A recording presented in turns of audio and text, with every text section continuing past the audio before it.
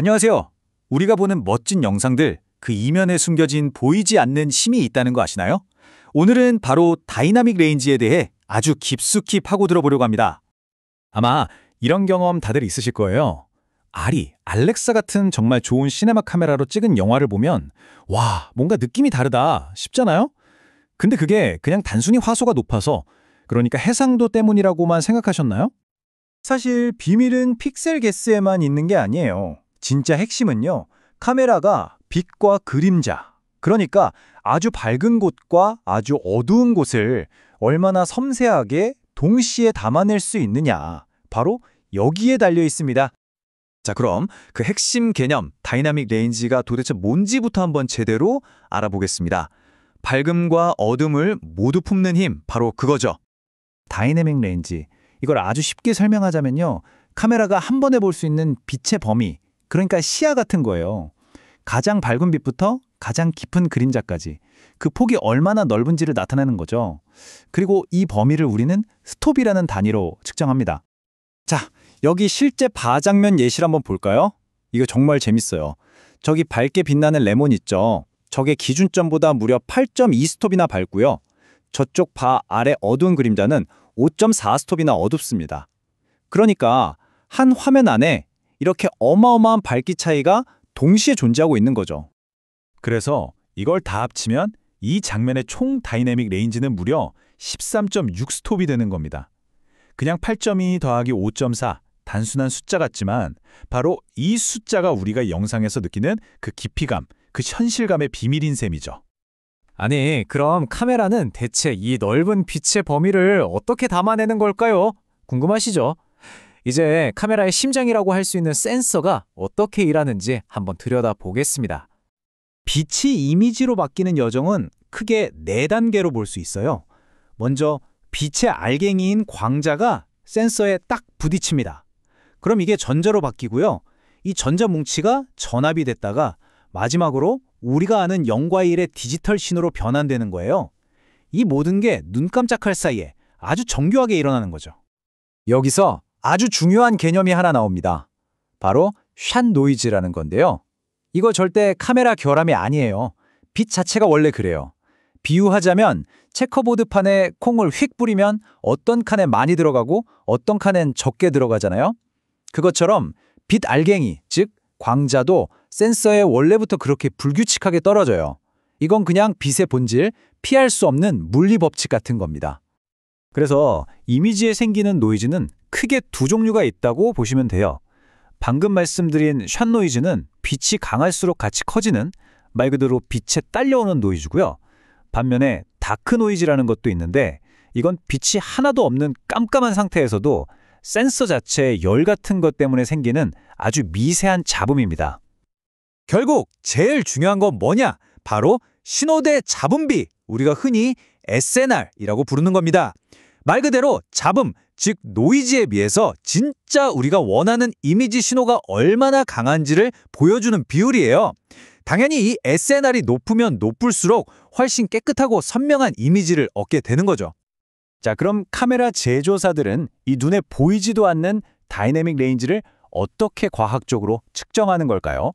우리가 보는 스펙시트의 그 숫자들이 어떻게 탄생하는지, 그 이미지 뒤에 숨겨진 공학의 세계로 한번 들어가 보시죠. 업계에서 약속한 기준이 있어요. 다이내믹 레인지의 가장 어두운 한계점, 그러니까 바닥을 어디로 잡냐면요, 바로 이미지 신호랑 노이즈의 양이 똑같아지는 지점, 즉 SNR이 1대1이 되는 곳입니다. 왜냐하면 이 지점보다 더 어두워지면 그때부터는 신호보다 노이즈가 더 커져서 뭐가 뭔지 알아볼 수 없는 의미 없는 정보가 되거든요. 바로 이 지점에서 아리 카메라의 기술력이 얼마나 대단한지 알 수 있습니다. 보세요. 알렉사 미니 LF도 14.5스톱으로 엄청난데 최신 기종인 알렉사 35는 무려 17스톱이에요. 기술 발전이 정말 어마어마하죠. 그런데 여기서 정말 중요한 차이점을 하나 짚고 넘어가야 합니다. 방금 말한 SNR 1대1은 어디까지나 측정할 수 있다는 공학적인 한계고요. 현장의 촬영 감독님들이 이 정도면 쓸만하다라고 생각하는 소위 사진적인 기준은 보통 신호가 노이즈보다 2배는 강한 SNR 2대1 정도는 돼야 한다고 봐요. 그러니까 스펙에 적힌 숫자랑 실제 현장에서 체감하는 깨끗한 어둠의 범위는 조금 다를 수 있다는 거죠. 자, 그럼 이 다이내믹 레인지라는 넓은 캔버스를 가지고 촬영 현장에서는 어떻게 그림을 그릴까요? 이제 이론을 넘어 실전으로 노출의 과학과 예술에 대한 이야기로 넘어가 보겠습니다. 이게 정말 많은 분들이 헷갈려 하시는 건데 노출과 노출지수 EI는 완전히 다른 개념입니다. 노출은 조리개나 ND 필터로 센서에 들어오는 빛의 양 자체를 물리적으로 바꾸는 거예요. 수도꼭지를 더 열거나 잠그는 거죠. 반면에 노출지수는 이미 들어온 신호를 카메라가 이 정도 밝기를 중간 회색으로 해석해라 라고 알려주는 디지털 설정일 뿐입니다. 그래서 촬영 감독은 항상 선택의 기로에 놓입니다.